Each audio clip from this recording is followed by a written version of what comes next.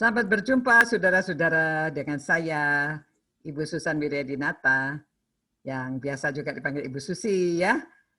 Ini adalah tutorial bagaimana memimpin pelajaran Alkitab yang ketiga. Ya, kalau yang pertama mengenai cerita kejadian Tuhan Yesus, modelnya cerita. Yang kedua tentang perumpamaan, mengajar PA dengan perumpamaan. Kemudian sekarang yang ketiga, yaitu dari surat Paulus. Memang berbeda caranya kalau surat Paulus dibandingkan dengan yang lainnya ya, dengan cerita atau perumpamaan tadi. Jadi di sini kita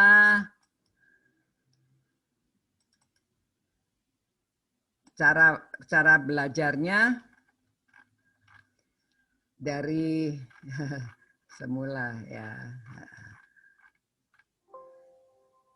Cara belajarnya enak kalau belajar dari surat-surat Paulus, karena Paulus cara menulisnya itu sistematis sekali ya.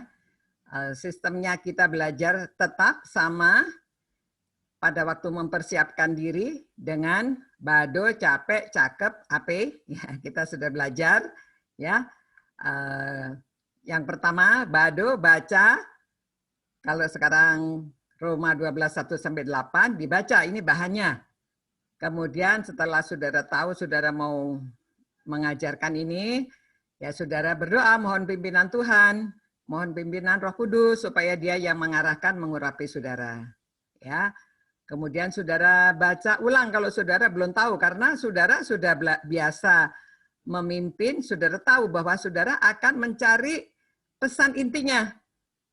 Jadi setelah dibaca semua, karena Paulus ini nulisnya sistematis, jadi pesan itu ada di ayat yang paling atas. Ya, di atasnya itu pesannya. Lalu kita kalau sudah tahu pesannya, lalu cari apa kebenaran-kebenarannya. Ya. Jadi pesannya dari ayat pertama dikatakan, oleh karena itu saudara-saudara, demi kemurahan Allah, aku menasehatkan kamu. Nah, apa nasihatnya? Supaya kamu mempersembahkan tubuhmu sebagai persembahan yang hidup, yang kudus, dan yang berkenan kepada Allah. Itu adalah ibadahmu yang sejati. Nah, karena kata pertamanya karena itu, maka saudara perlu mengetahui latar belakangnya. Sebagai pemimpin pelajaran Alkitab, ya ada baiknya saudara tahu latar belakangnya ya. Jadi pasal 1-11. Di situ Rasul Paulus menguraikan bahwa Injil itu merupakan kekuatan Allah yang membawa keselamatan bagi kita. Kemudian dia menguraikan memang dibandingkan dengan Taurat, dengan hukum Taurat, tetapi intinya dia ingin memberitahu bahwa kita semua sudah berdosa dan kurang kemuliaan pada Allah. Itu sebabnya dosa itu harusnya dihukum, hukumannya maut. Tetapi karunia Allah itu hidup yang kekal di dalam Yesus Kristus. Maka karena itu, lalu selanjutnya dia mengatakan orang harus percaya di dalam dengan mulut, mengaku dengan mulut dan percaya dalam hati bahwa Yesus adalah Tuhan. Dia sudah mati, tapi dia dibangkitkan dan dia kembali ke surga menyediakan tempat bagi saudara dan saya. Kemudian itu sebabnya kita harus memberitakan berita ini kepada semua orang. Kepada orang yang di dalam dunia ini, siapa yang kita temui seperti dia, itu sebabnya dia rajin sekali memberitakan Injil keselamatan.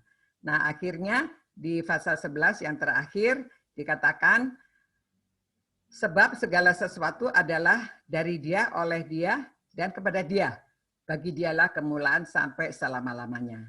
Nah, baru dia mengatakan, karena itu demi kemurahan Allah aku menasehatkan kamu. Ya, apa nasihatnya? Supaya mempersembahkan tubuhmu sebagai persembahan yang hidup, yang kudus, dan yang berkenan kepada Allah. Itulah ibadahmu yang sejati. Nah, selanjutnya kita mau mencari kebenaran. Ya, kebenaran itu apa? Yaitu perilaku yang cocok dengan standar Allah yang dapat diterima oleh sesama. Ya, jadi Tuhan Yesus sendiri adalah kebenaran. Namun Paulus sering menggunakan sebagai standar yang benar. Kebenaran itu adalah standar yang benar terhadap Allah dan manusia. Nah, saya ambil dari kamus Alkitab, ya. Di dalam kamus Alkitab ini menjelaskan. Jadi saudara perlu juga bermodal kalau mau memimpin pelajaran Alkitab, setidak-tidaknya punya kamus ya, kamus Alkitab atau ensiklopedia Alkitab. Tapi saudara bisa menggunakan juga Google, ya. Dengan Google apa-apa ada. Di Google ada penjelasannya. Kemudian saudara jelaskan tadi ayat kedua dan ayat ketiga merupakan kebenarannya. Jadi saudara sendiri meneliti apa kebenarannya, ya. Janganlah. Jadi ada kata janganlah kamu serupa dengan dunia ini. Tapi berubahlah oleh pembaharuan budimu sehingga kamu dapat membedakan mana yang kehendak Allah ini ya. Ini bukan berkenan tapi seharusnya mana kehendak Allah, yaitu apa yang baik, apa yang berkenan kepada Allah dan yang sempurna. Saudara lihat di sini ada titik 2. Jadi sebagai pemimpin kita mesti perhatikan juga tanda bacanya ya. Kalau ada titik 2 ini kan maksudnya artinya ya. Jadi artinya kehendak Allah itu apa? Kehendak Allah itu ya apa yang baik, yang berkenan kepada Allah dan yang sempurna. Luas, memang luas. Jadi kita mesti punya hikmat ya sehingga kita tahu apa yang baik. Kita bisa membandingkan. Sebetulnya kita dipimpin Roh Kudus kita juga dapat merasakan pada waktu kita melakukan sesuatu mana yang baik, mana yang tidak baik ya. Kita tahu kira-kira Allah berkenan atau tidak. Nah, jadi kita bisa tahu itu kehendak Allah. Jadi jangan alasan bagaimana kita tahu kehendak Allah. Ya, itulah kehendak Allah ukurannya ya. Lalu ayat ketiga ada kata jangan lagi. Janganlah kamu memikirkan hal-hal yang lebih tinggi daripada yang patut kamu pikirkan. Ya, tetapi hendaklah kamu berpikir begitu rupa sehingga kamu menguasai diri menurut ukuran iman yang dikaruniakan Allah kepada kamu masing-masing. Ya, jadi ini ya saudara berarti diberitahu jangan kamu sombong. Ya, mesti bisa kerjasama, mesti ya rendah hati. Jadi itu kan kehendak Allah ya. Itu yang berkenan kepada Allah, yang sempurna. Jadi jangan memikirkan yang lebih tinggi daripada yang patut kamu pikirkan. Ya. Nah, lalu kita perlu sedikit penjelasan. Ini juga dari kamus ya, bisa dilihat. Apa sih tadi kata berubahlah? Berubah di sini digambarkan berubah seperti dari kepompong menjadi kupu-kupu. Ini beda sekali ya. Kepompongnya jelek begini, biasanya hitam-hitam, jelek kepompongnya, nempel di daun-daun. Pada waktu sudah waktunya keluar, dia menjadi kupu-kupu yang indah. Nah, jadi di situ kita mengerti berubahnya bagaimana. Berubahnya dari dalam, karakternya yang berubah. Dulunya kita dosa, jadi sekarang kita sudah oleh kasih karunia Allah, kita sudah ditebus dalam Kristus, maka kita harus berubah, mesti kelihatan bahwa kita sudah menjadi seperti kupu-kupu. Ya, tadinya seperti kepompong, jelek, sifat-sifat kita, dosa kita, sekarang kita sudah diperbaharui di dalam Kristus. Jadi jangan seperti dunia ini. Ya, jadi ubahlah budimu dari dalam yang dirubah. Ya. Lalu kita lihat bagaimana diaplikasikannya. Nah, Rasul Paulus memberi ya ayat 4 sampai 6a merupakan aplikasinya sama seperti satu tubuh. Jadi kita ini sama seperti satu tubuh tapi banyak anggotanya. Tidak semua anggota mempunyai tugas yang sama. Demikian walaupun kita banyak adalah satu tubuh dalam Kristus. Tetapi kita masing-masing adalah anggota yang seorang terhadap yang lain. Demikian kita mempunyai banyak karunia, mempunyai karunia yang berlain-lainnya menurut kasih karunia yang dianugerahkan kepada kita. Jadi Tuhan menganugerahkan kepada kita karunia yang berbeda-beda. dan dicontohkan ya seperti satu tubuh. Nah, ini bisa diuraikan ya. Saudara menguraikan bagaimana satu tubuh, bagaimana anggota yang berbeda-beda, tidak sama tetapi tetap di dalam satu tubuh. Itu sebabnya tadi dikatakan jangan kamu memikirkan hal-hal yang lebih tinggi daripada yang patut kamu pikirkan. Misalnya, oh saya lebih baik, oh nggak mau, masa tangan nggak mau, ini enak aja kaki, enak aja mata, mengatakan mulut ngomong doang makan, nggak bisa begitu. Nanti itu diuraikan lebih panjang lagi. Namun di situ Rasul Paulus jadi memberi aplikasinya seperti itu. Kita itu satu tubuh. Jangan memikirkan lebih tinggi, jangan sombong, jangan merasa diri lebih baik dari yang lain. Jadi kita mesti bisa menerima satu sama yang lainnya, bekerja sama karena tubuh bekerja sama. Jadi indah sekali dia menganalogikannya, ya, dianalogikan seperti badan. Memang persis cocok ya. Itu sebabnya kita dikatakan tubuh Kristus. Nah, kemudian bagaimana penerapannya? Saudara, sekali lagi tulisan Rasul Paulus enak. Penerapannya ada di dalamnya juga. Ayat 6b sampai 8.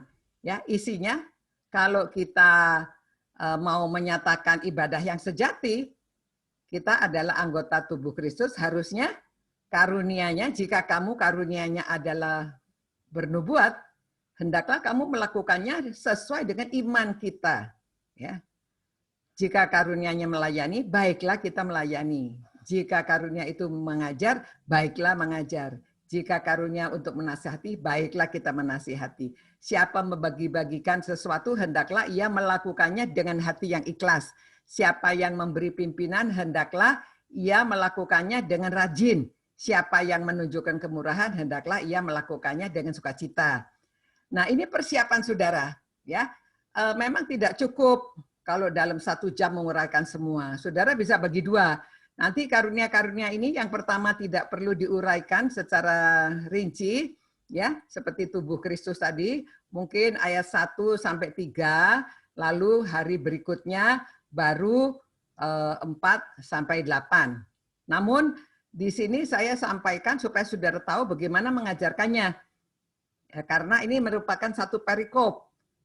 Sebaiknya memang tidak dipisah-pisahkan supaya orang tahu hubungannya satu dengan yang lain. Tetapi kalau saudara pertemuannya itu continuous setiap minggu, bisa saja dibagi minggu ini kita ayat 1 sampai 3. Nanti minggu depan disambung, ya. Aplikasinya, penerapannya disambung, ya.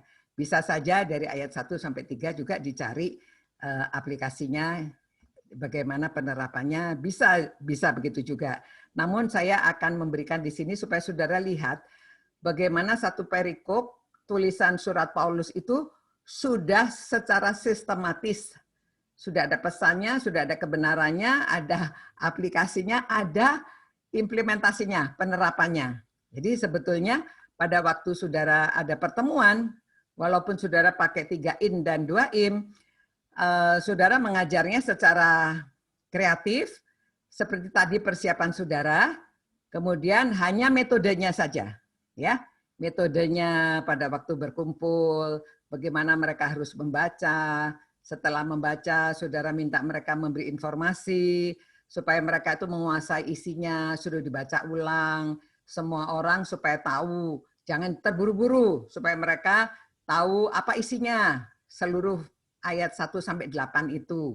Nanti tanya mereka, ya, supaya mereka bisa menguraikan. Kalau baca 1 kali nggak cukup, dia baca lagi kedua.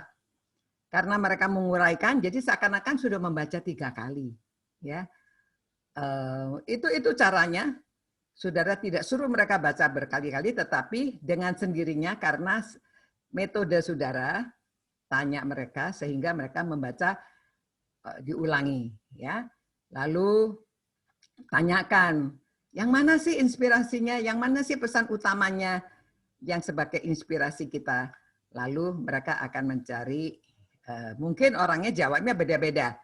Setiap kali orang berpikirnya berbeda. Nanti saudara arahkan, atau mungkin ada juga yang dapat. Nah, yang betul adalah ayat 1. Ya. ibadah yang sejati. Supaya mereka mempersembahkan tubuh mereka yang hidup, yang kudus, dan yang berkenan pada Allah. Itulah ibadah yang sejati. Nah, dari situ, saudara suruh mereka investigasi, mencari kebenarannya. Bagaimana menjalankannya, ya? Lalu saudara beritahu latar belakangnya. Karena murid-murid kan tidak tahu latar belakangnya, mungkin ada juga yang baru.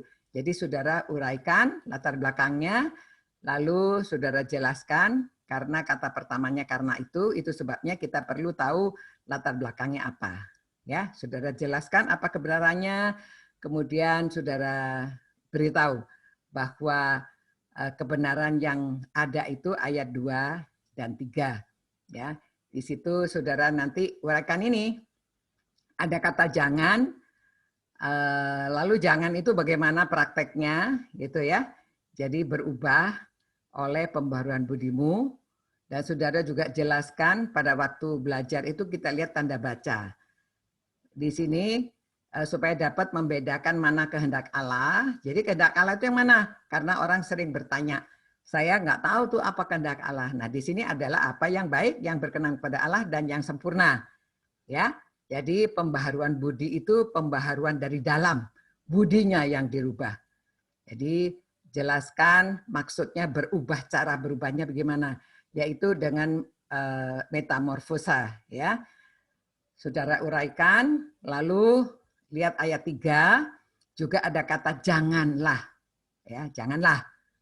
Lalu hendaklah. Nah, itu tekankan, ya. Mereka semuanya membaca ulang. Jangan apa?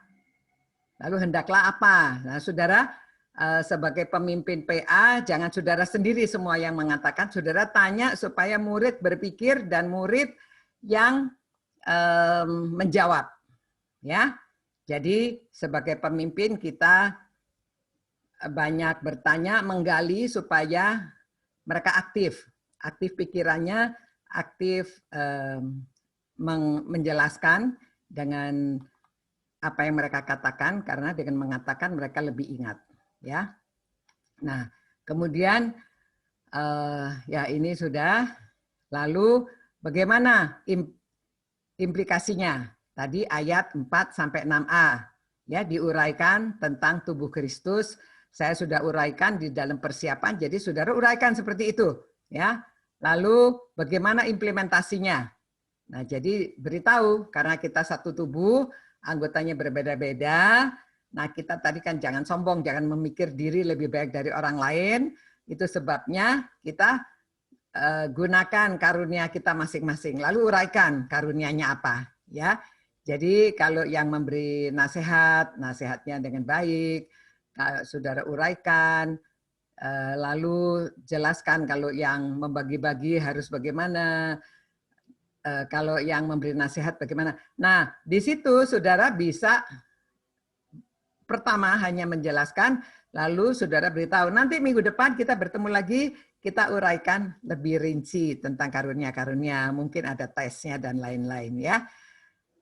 Nah, kemudian implementasinya ayat 6b sampai 8 itu merupakan cara mengimplementasikan, yaitu bagaimana mempersembahkan tubuh yang hidup. Caranya gimana?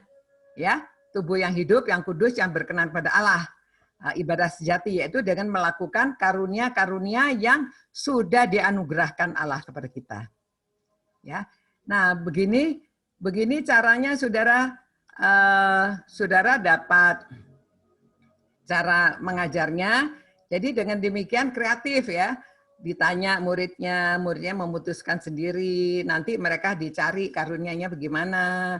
Kalau mereka merasa dirinya karunianya apa, masing-masing menjelaskan dan bagaimana melaksanakannya, bagaimana mengimplementasikannya di dalam gereja, ya, dan juga dalam kehidupan. Nah, saudara-saudara, memang karena ini model satu arah, jadi saya menjelaskan, tidak ada waktu tanya jawab.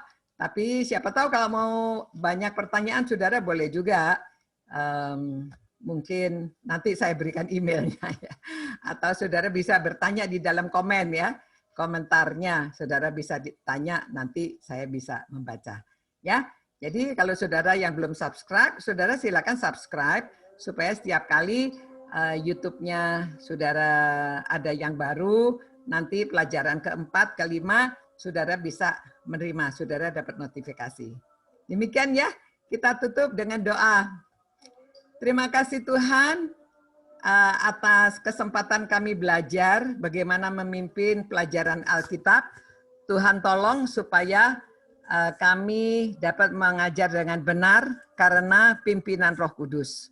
Terima kasih Tuhan, kami menyerahkan setiap orang yang belajar supaya mereka ada kesempatan untuk mengajar dan mereka berani mengajarkan kebenaran firman Tuhan kepada orang lain.